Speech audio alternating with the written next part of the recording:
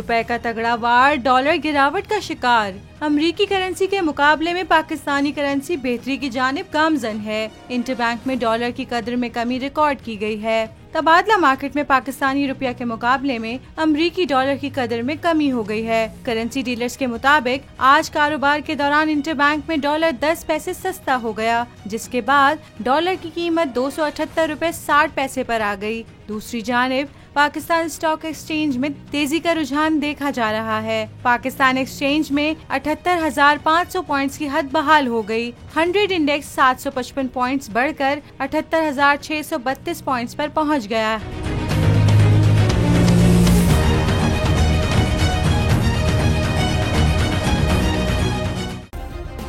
Subscribe करें और bell दबाएं ताकि कोई खबर रह न जाए।